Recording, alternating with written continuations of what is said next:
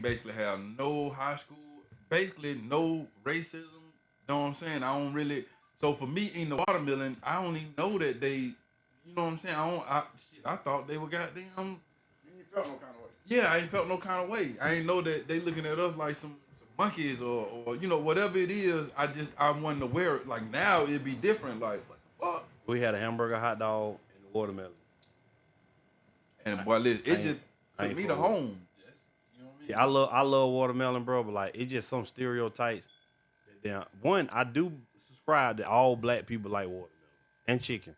I don't trust black people that don't like chicken, bro. So I just don't even trust it. Like, I can understand you vegetarian. Like I don't eat pork, but you never gonna hear me say that I don't like pork bacon. Yeah. Pork bacon tastes good. So if you don't like chicken and you black, are you really black? Weird. Let me ask you this. Okay, and this is just a not real hypothetical question. So like now that the way that they talk is they talk like it's one officer that's running 3 dorms. And Alto was weird, like it was wild. But we still had some degree of supervision. I don't think you could have had a dead person in a cell for over 24 hours and then somebody wouldn't have caught up with it. But what would Alto have been like with the security that they have now? Because you got cell phones, you got all kind of drugs. Like, bro, I was smoking a little reefer when I was at Alto, but I never saw a cell phone. I think that the escape rate will be higher at Alto. You think so? If it wasn't no police there, niggas would be gone, bro. Bro, I don't think so. I wouldn't have tried to stay there without. Then looking back at it, that was a semblance of safety with the police there, bro. You know how the motherfucker would have acted if it wasn't no police. Ooh, Lord have mercy. I would have been trying to get the fuck out of that motherfucker. We got to get out of here, bro. This shit ain't gonna happen. I think the mentality, the way that the mental aspect of it, like we all. Once I came home, I understood why they have the dim colored walls. I understand why we all dress alike. I understand why when you first come in, everybody had the same haircut. So and they do the same thing in the military. Like different colors mean certain things. Like when I went to school for marketing, I learned that every food franchise you go to is gonna have that gold and it's gonna have that red because it does something to your taste buds. So from a psychological perspective, everything in prison, from the color of the floor to the tone, the specific tone of black of the boots, is psychologically having a play on everything you got going on. And I think if you brought a fight, because in my mind, after I came home, I was like, bro, these folk getting all these drugs in here. Why don't they just get some pistols and just leave it? But I was gonna do that for our little. The slave, bro, you 1 in a million, bro. You I was 1 in gonna a do that. million. What I'm saying is like it's a slave mentality. It's a military mentality. Look at the numbers. It's 1,000 inmates and to 100 officers, and we can't figure out how to overpower it. Yeah, we can. Crazy. No. We actually can, but what happens is we afraid to do it because we know what it's ultimately gonna cost us. Mm-hmm. Either our lives or we're gonna have to kill other people, and like people just ain't we ain't ready to go there. That's that. They mentally Afraid they to break run from they break they think about it. A guy now will kill him, Mhm. right? Mhm. But the warden will come through there and they won't never think to kill the warden. A murder is a murder, bro. You're gonna get the same life sentence that you're gonna get for killing the warden that you're gonna get for killing you. But they train there's a slave mentality that we get that say, yeah, I can't mess with them. With I ain't gonna do that. Yeah, So, that like- shit that and that's what I'm telling you. That's what I was fighting against the whole time I was in there. Fighting against that right there. That's what my issue was. My fight was with the administration. When I was a juvenile, fuck Atlanta niggas. Fuck Savannah niggas, Columbus niggas. I'm from Macon. I'm fuck with Macon. But when my mind transitioned, and that come from reading books, the education that I got going into prison or whatever now. But just being there, and like you gotta say, when I went out as a kid, when I started transitioning to a man, and I'm just like, yeah, all this some fuck shit. I ain't doing none of this. I love watermelon, but I ain't finna let you see me eat this goddamn water. So I got a question for all y'all. Oh, no, that's the GoPro. Bitch just died. Now go ahead, because I want my other camera to catch you. My bad. Boy, I'll just catch you with this. Send me a video. All right, so I got a question for all three of y'all. We're going to start with Cece. So my question is, how old were you when you got locked up? 17. Where was you living at? With my aunt. No, I mean what county? Gwinnett. All right.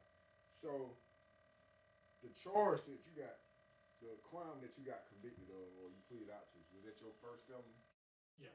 Or I'm talking about that you committed.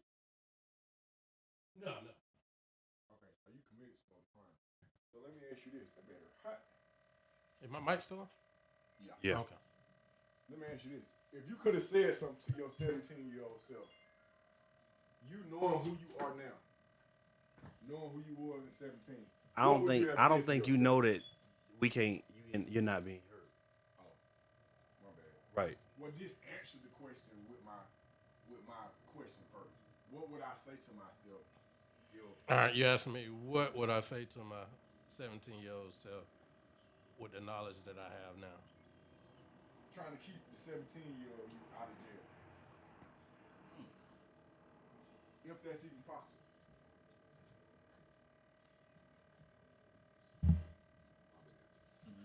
I'm trying. It's a lot of stuff that I can say to myself, but I'm trying to think of what my 17-year-old self would receive. Yeah. Because it was a disconnect with youth and adulthood, and what I'm saying, the streets and people who weren't in the streets.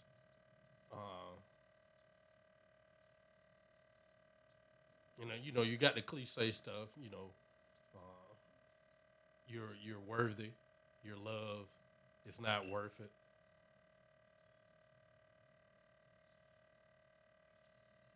That what you would have said to yourself? That's the cliche stuff. Okay. And I'm trying to sit here and think if I would have received that.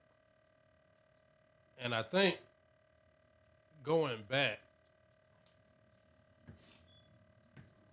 I think you got to attack. This is what I truly think. I think you have to attack the cause before you get to that stage. Yeah. Because once you're on that path and engulf into it, it's kind of hard to get out of it unless you have something very dramatic or traumatic that happens or whatever. You have to correct that mindset beforehand. Yeah. And